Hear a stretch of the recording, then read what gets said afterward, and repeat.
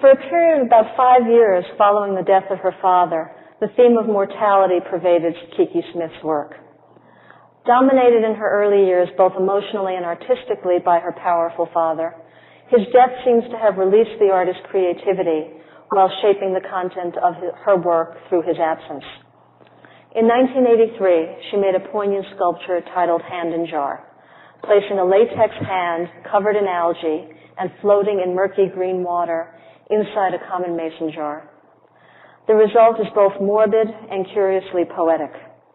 The disembodied part, decaying yet preserved, manages to evoke the mad scientist's laboratory, religious reliquaries, and a personal sense of isolation and longing for connection.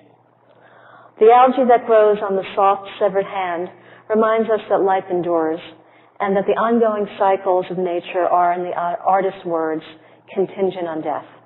In 1985, she exhibited Hand in Jar, along with an installation titled Speak to Yourself. In this work, Smith combined heavy wooden stocks used as an instrument of punishment and public humiliation for Christian offenders, with a wash basin and white cloth alluding to Mary Magdalene's compassionate washing of Christ's feet.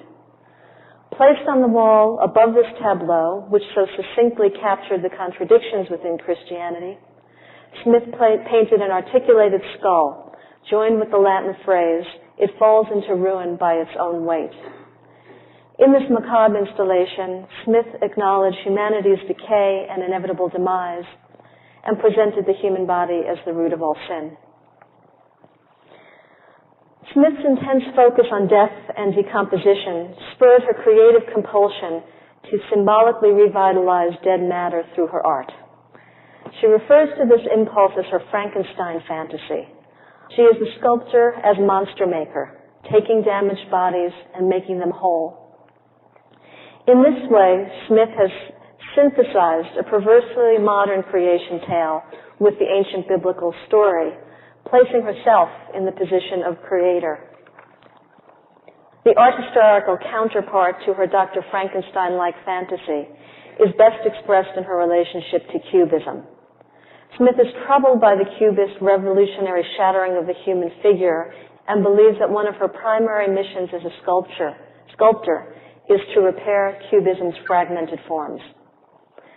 For this remedial creator, it is a mission as much psychological as physical, as she strives to metaphorically mend our fractured existence through the careful assembling of discrete parts.